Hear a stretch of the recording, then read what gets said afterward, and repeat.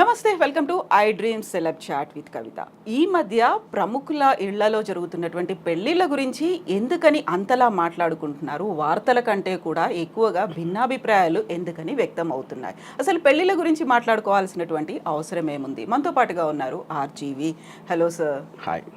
So ఎందుకని ఇంత తీవ్రంగా అంబానీ పెళ్ళి వాళ్ళ ఇంట్లో జరుగుతోంది? దాని గురించి అంతలా మాట్లాడుకోవడం మంత్స్ టుగెదర్ జరిగిందనా, లేకుంటే ఒక రిచ్ ఫ్యామిలీ అనా? అది ఆబ్వియస్.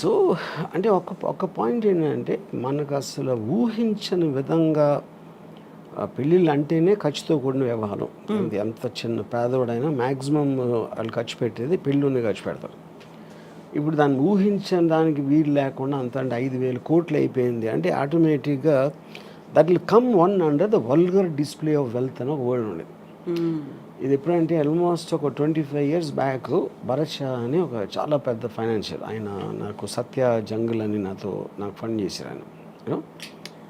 ఆయన ఇంట్లో 25 years బ్యాక్ 25 కోట్లు ఖర్చు పెట్టారు ఆయన కొడుకు పెళ్ళికి. యూనో ఇప్పుడు చాలామంది అప్పుడు పేపర్లో కూడా రాసేవారు, ఏంటి అసలు ఏమనుకుంటున్నారు పెళ్ళికి ఎంత ఖర్చు పెట్టడం అంటే. ఎలా ఉంటుందంటే మీ పేదరికాన్ని ఎత్తి చూపినట్టు ఉంటుంది.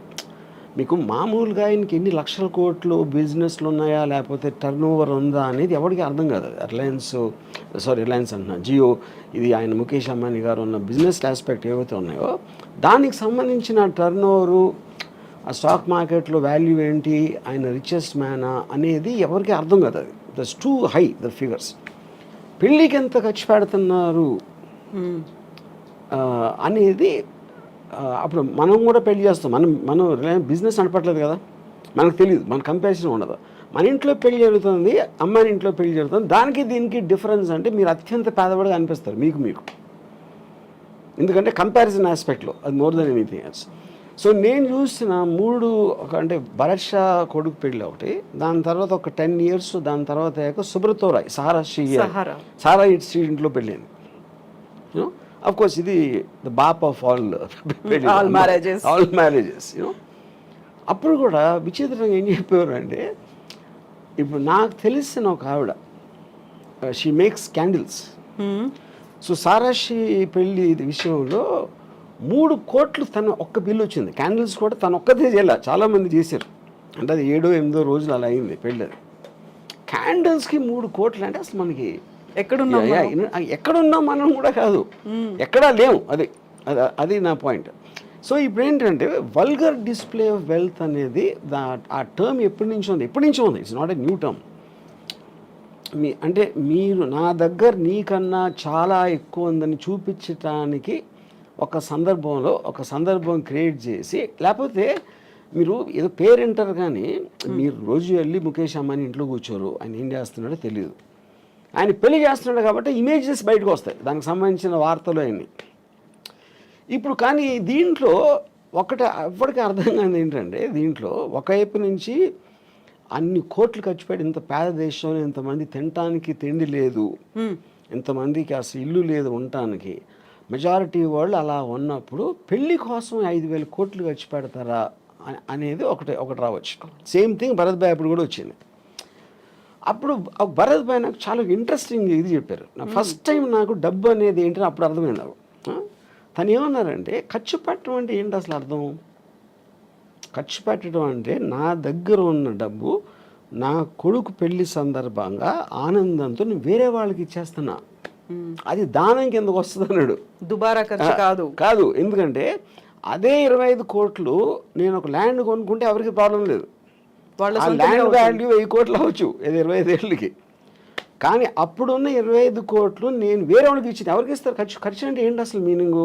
వర్కర్స్కి ఏదో ఆభరణాలు చేశారు, ఏదో చేశారు, గెస్ట్ని పిలిచారు, తిండి పెట్టారు, ఇది చేశారు, ఇలాంటివి అన్నీ కలిపే కదా. అంటే ముఖేష్ అంబానీ జేబులో ఉన్న డబ్బు వేరే వాళ్ళకి వెళ్ళింది. అంటే అది యాక్చువల్గా మెచ్చుకోవాల్సిన విషయం ఇన్ వే. లేకపోతే ఆయన మళ్ళీ బిజినెస్లో పెట్టో ఏదో రియల్ ఎస్టేట్ ప్రాపర్టీ కొనో లేకపోతే ఏదో కొని ఇంకా ఎక్కువ అవుతుంది అంతే. అందుకని సర్క్యులేట్ అవుతుంది అది యాక్చువల్గా that is the whole point. So ఇప్పుడు డబ్బులు ఎప్పుడు పోవు, ఒక్క జేబు నుంచి ఇంకో జేబుకి మారుతాయి. ఒక చిన్న ఎగ్జాంపుల్, చాలామంది చిన్న ప్రొడ్యూసర్లు వచ్చి లేకపోతే ప్రొడ్యూసర్ ఎంత డబ్బులు పోగొట్టుకుంటారు అని అనుకుంటారు. ఎంత పోగొట్టుకుంటారంటే పోగొట్టుకుంటారండి, గాల్లో వెళ్ళిపోలేదు కదా, ఏం కాలిపోలేదు, వేరే జేబులోకి వెళ్ళి అతని దగ్గర ఉన్నాయి. అతను ఏదో ఒక విజన్తో వచ్చాడు. ఆ విజన్ కోసం పని చేయడానికి ఎంతో 100 మందికో 200 మందికో డబ్బులు ఇచ్చాడు అందరికీ. వాళ్ళందరూ పని చేశారు. ఆ విజన్ ఫెయిల్ అయింది ఒకడే. అది మిగతా వాళ్ళ దగ్గరికి వెళ్ళింది. That is what is called a distribution of wealth, redistribution of wealth వస్తుంది అది concept. So coming back to the marriage, ఇది ఇప్పుడు మీరు ఒక స్పెక్టికల్ క్రియేట్ చేశారు. పెళ్ళి అంటే ఇదిరా అసలు ఏషియాలో ఇప్పుడు maybe I don't know in the world, అంటే ఈ షేక్లీలో చేస్తుంటారు నాకు తెలీదు. But this must be the most expensive marriage apart from ఈ కింగ్స్ క్వీన్స్ అలాంటి దగ్గర ఉందేమో నాకు తెలియదు. మోడర్న్ హిస్టరీలో this must be the most expensive. కానీ మోస్ట్ ఎక్స్పెన్సివ్ అన్నది నేను ఇందాక ఎగ్జాంపుల్ ఇచ్చినట్టు 5,000 కోట్లు ఆయన దానం ఇచ్చాడు. అది ఆయన చేసింది. యా, అయితే మీరు దీన్ని ఈ రకంగా దానం అన్నప్పటికీ కూడా అంత ఖర్చు పెట్టే బదులు స్కూల్స్ కట్టించవచ్చు, లేకుంటే రోడ్స్ ఇవ్వచ్చు, లేకుంటే విలేజ్ డెవలప్మెంట్ ఇది కూడా కదా, అదే నా point. Every one has their own way of doing that, you know. వాళ్ళ దాంట్లో ఇప్పుడు దానం అనేది ఒకే రకంగా చేయాలని లేదు కదా. మనం అనుకునే స్కూల్ కట్టించారా, టెంపుల్ కట్టించారా, లేకపోతే ఎవరో వికలాంగులకి ఏదైనా ఇచ్చారా అనేది అవి కూడా అది అంటే. కానీ తన ఉద్దేశం, నా పాయింట్, తన డబ్బు వేరే దగ్గరికి వెళ్ళింది అనేది పాయింట్. కానీ ఏ విధంగా వెళ్ళింది అనేది ఎవరు చెప్పగలుగుతారు? ఏ విధంగా వెళ్ళాలి అని మీరు నిర్ధారించలేరు కదా. తన డబ్బు కదా, తన ఇష్టం అది. యా, ఇప్పుడు మీరు చెప్పిన ఒక ఎగ్జాంపుల్లో సహారా, సుబ్రతోరా ఇద్దరు కొడుకుల పెళ్ళిళ్ళు చాలా లావిష్గా చేశారు, ఎక్కువ ఖర్చు పెట్టారు. చివరికి ఆయన చనిపోయిన తర్వాత ఆ ఇద్దరు రాలేదు అనేటువంటి వార్తలు కూడా వచ్చాయి. ఇది ఇప్పుడు ఇక్కడ ఈ ఆస్పెక్ట్లో ఒకటి చెప్తాను నేను. పెళ్ళి అనేది ఒక ఈవెంట్, ఒక ఫెస్టివల్ లాంటిది. దట్ చాలాసార్లు మీరు 3 రోజులు పెళ్ళిళ్ళు చేసుకుని సంగీతం ఇది అది అని మేము మామూలు వాళ్ళు చెప్తున్నాం. ఆ పెళ్ళి చేసిన తర్వాత మ్యాక్సిమం అంటే నాకు తెలిసిన నాకు దగ్గర పర్సన్ తన కొడుకు పెళ్లి చేసాడు. He spent a lot of money, అంటే that is the greatest event అని తను ఫీల్ అయ్యాడు. వాళ్ళు ఒక 6 నెలల్లో విడిపోయారు. అప్పుడు ఎవరు ఎదవైనట్టు? ఖర్చు పెట్టినప్పుడు ఎదవైనట్టు, అంతే కదా. యూనో, ఇప్పుడు ఇక్కడేంటి, ఒక పాయింట్ ఏమో చాలా ఘనంగా చెయ్యాలి అని వాళ్ళ ఐడెంటిటీ కోసం, లేకపోతే వాళ్ళు ఫెయిల్యూర్గా ఫీల్ అయిపోతారు. ఇది పేరెంట్స్ చాలా ఘనంగా చేయలేకపోతే పెళ్ళి, దానికోసం ఎంతో కష్టపడి అప్పు సప్పు ఏదో లేకపోతే వాళ్ళ ఆస్తులు అమ్ముకుని చేస్తారు. కానీ ఆ రోజు అయిపోయిన తర్వాత నెక్స్ట్ డే రేపు మీరు ఆ పెళ్ళి అలంకారాలను అయిపోయి మామూలు మనుషులే కదా మళ్ళీ వాళ్ళు కొన్ని గొడవలు మామూలే. మళ్ళీ ప్రతి కొట్టుకుంటూ వచ్చినప్పుడు పెళ్లి వల్ల చేసామని ఆవిడ అనుకో, అది పెళ్ళి మర్చిపోయారు, రాత్ గయి బాత్ గయి అయిపోయింది, ఆ రోజుతోనే అయిపోయింది అది. సో దాని తర్వాత వచ్చే ఏ ఆస్పెక్ట్ అయినా కూడా you can't control it. So అప్పుడు అది రిడిక్యులస్ అండి. అందుకని నేనేమన్నానంటే డివోర్స్ని సెలబ్రేట్ చేసుకోవాలి, పెళ్ళి కాదు. ఎందుకంటే పెళ్ళి అనేది మీరు ఒక అన్నోన్ టెరిటరీలోకి వెళ్తున్నారు, అంటే ఆల్మోస్ట్ జైలు లాంటిది. అది నిబంధనలు ఉంటాయి. మీరు అంతకుముందు అంత ఫ్రీగా ఉండలేరు. అంతకుముందు ఉన్న అన్నీ తనేమనుకుంటుంది, ఆడేమనుకుంటాడు, వాళ్ళ అత్తమామలు ఏమనుకుంటారు, ఇలాంటి రకరకాల ఆస్పెక్ట్స్లో మీకు ఒక ప్రెషర్ బిల్డప్ అయ్యి ఒకసారి డివోర్స్ అయిపోతుంది. డివోర్స్ అయినప్పుడు ఏంటి, మీరు మళ్ళీ జైలు నుంచి బయటకు వచ్చేసినట్టు.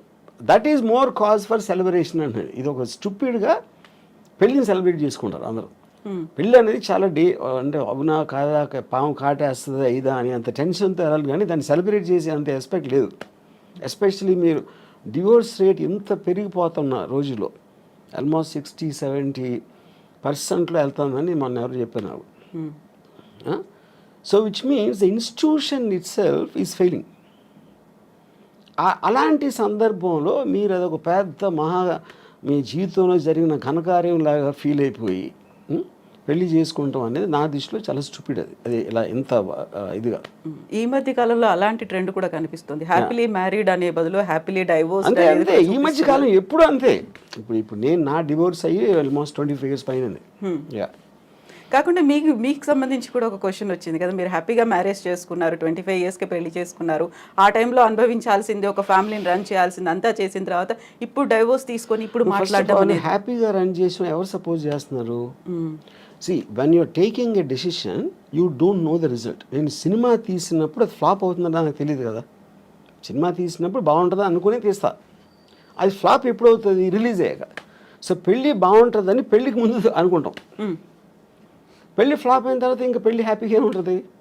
బట్ అందరి ఎక్స్పీరియన్సెస్ ఒకలా ఉండవు కదా. ఒకలా ఉండవు. Of course that I'm not generalising this, but the amount of people, number of people in today's times especially, అప్పుడు లేదని కాదు, అప్పుడు ఉంది, డివోర్స్ అనేది కొత్తది ఏమి కాదు, you know, it is rising much more, which basically for the reasons maybe the women, అంటే ప్రతి మనిషి ఒక ఇండిపెండెన్స్ కోరుకుంటాడు. ఇంకొకళ్ళ కోసం వాళ్ళ కోరికలు కానీ వాళ్ళు చేయాలనుకుంటున్నాయి జడ్జిమెంటల్గా అవ్వటానికి ఎవరు ఇష్టపడరు.